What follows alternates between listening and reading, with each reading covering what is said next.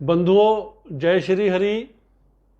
यूँ तो जितनी भी कथाएं या कहानियां हैं वो शिक्षाप्रद होती हैं, और मेरी सोच ये है कि जितनी भी ज़्यादा से ज़्यादा कथाएं आप तक पहुँचें तो हो सकता है कि कोई एक कथा आपके जीवन में रूपांतरण कर दे। इसलिए हर बार कहता हूँ कि ये जो कथा है वो बहुत ही रोचक है और प्रभावशाली है, साथ ही ज्ञानवर्धक भी है। हमें हमारे कर्तव्य के बोध का भी ज्ञान करवाती है ये सब जो कथाएं हैं। तो आज की जो कथा मैं आपको सुनाने जा रहा हूँ वो भी बड़ी रोचक, प्रभावशाली और हमारे कर्तव्य बोध का ज्ञान करवाने वाली है।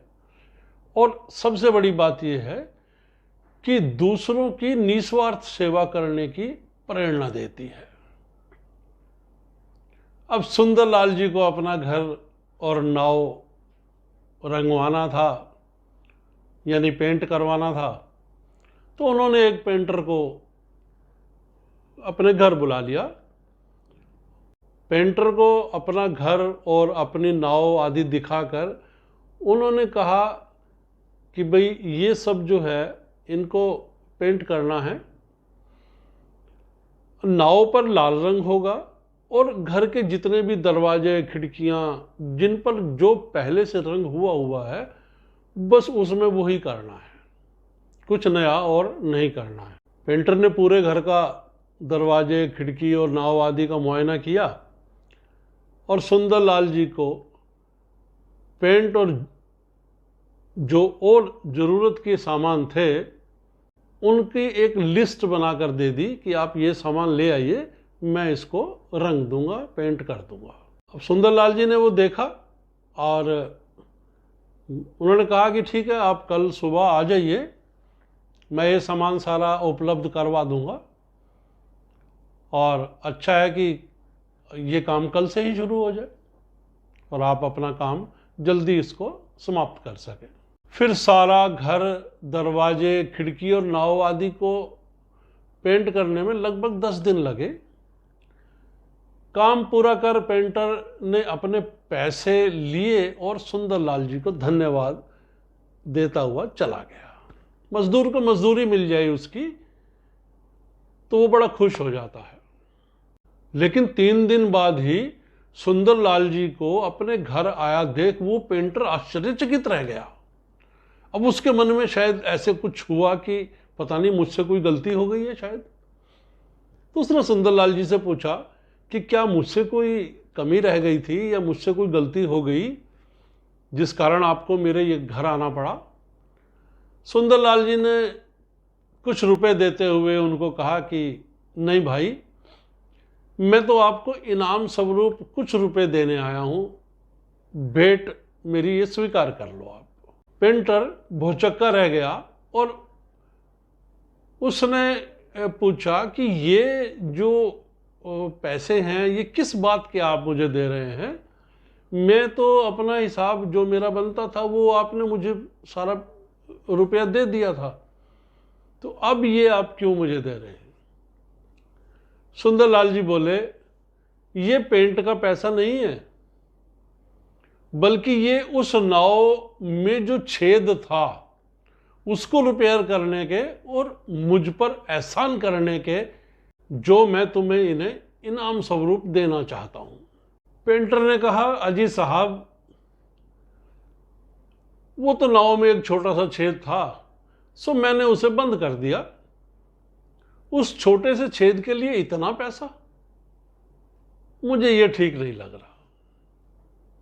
सुंदरलाल जी बोले, दोस्त, दरअसल तुम मेरी बात ऐसे नहीं समझोगे, मैं तुम्हें विस्तार से बताता हूं। जब मैंने तुम्हें पेंट के लिए कहा तो जल्दबाजी में मुझे तुम्हें यह बताना भूल गया कि नाव में जो छेद है उसको रिपेयर कर देना।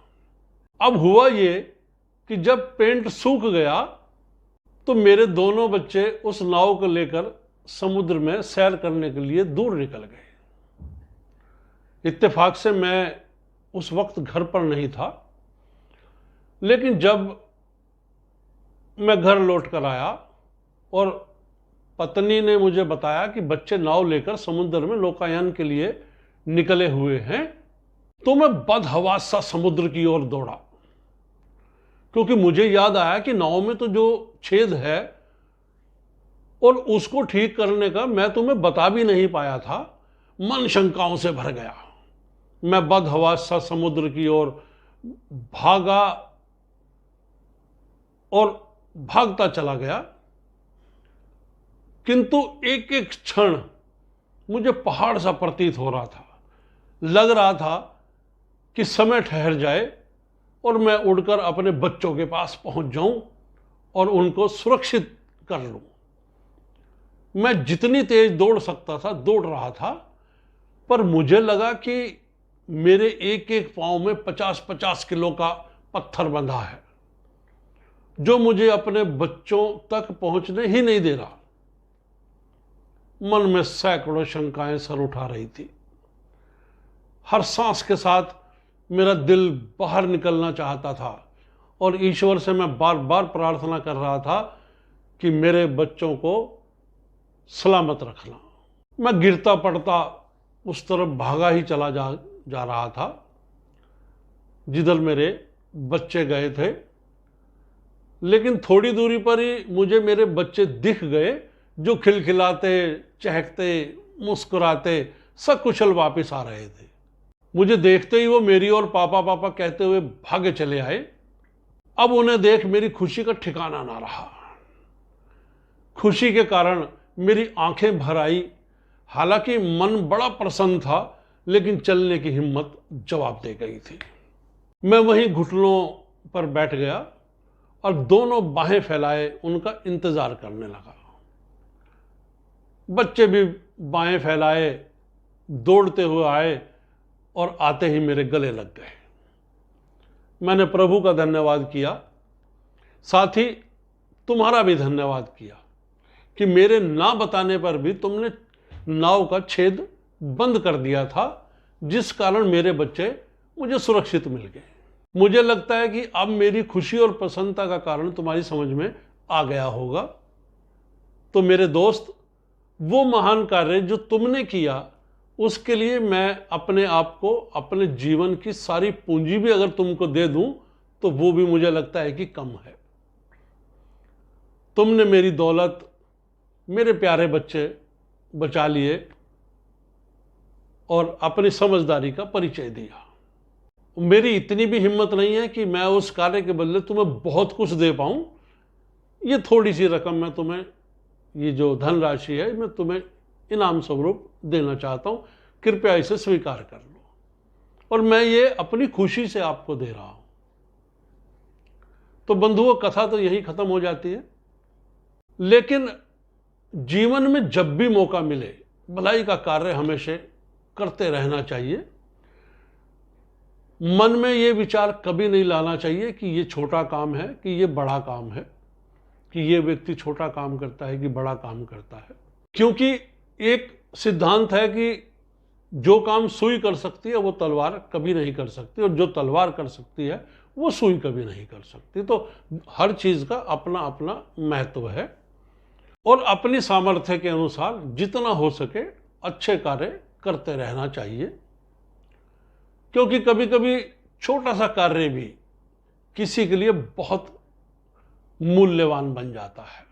उन सभी मित्रों को जिन्होंने हमारी जिंदगी की नाव कभी भी रिपेयर की है, हमें उनके कारण जो सुख की प्राप्ति हुई है, उनका हार्दिक धन्यवाद जरूर करना चाहिए। और यदि मिलकर उनका धन्यवाद कर सके तो वो अवश्य करना चाहिए। सदैव प्रयत्नशील रहें कि हम किसी की नाव रिपेयरिंग करने के लिए हमेशा तत्पर रहें, यानी दूसरों की बिना कहे सहायता करने की हिम्मत के मालिक बने। अपनों के दुख में तो सभी शामिल होते हैं, दूसरों के दुख में शामिल हो। उन्हें भले ही धन से हम कोई सहायता ना पहुंचा सकें, लेकिन अच्छे सुझाव और अन्य सहयोग जरूर करने चाहिए, जिसे हम आज की लेटेस्ट भाषा में कहते हैं कि मोरल सपोर्ट जरूर कर देनी चाहिए। ध्यान रखें, हमारे कर्म ही वो बीज हैं जो हम बोते हैं, तो जैसा हम बोते हैं या जैसा हम बोएंगे बस वैसे ही वृक्ष हमारे जीवन में फल देंगे। बबूल यानी कीकर कांटे ही देगा, जबकि आम आम देगा। आशा है आपको ये कथा अच्छी लगी होगी। अपने विचार कमेंट बॉक्स में ज़रूर प्रेषित करें, और यदि कुछ सुझाव देना चाहें तो उसके लिए भी मैं आपको आमंत्रित करता हूं, और मैं अपने आप को सौभाग्यशाली समझूंगा कि आप मुझे कुछ सुझाव दें या मुझे और प्रेरित करें अच्छी कथाओं को सुनाने के लिए। जय श्री हरि।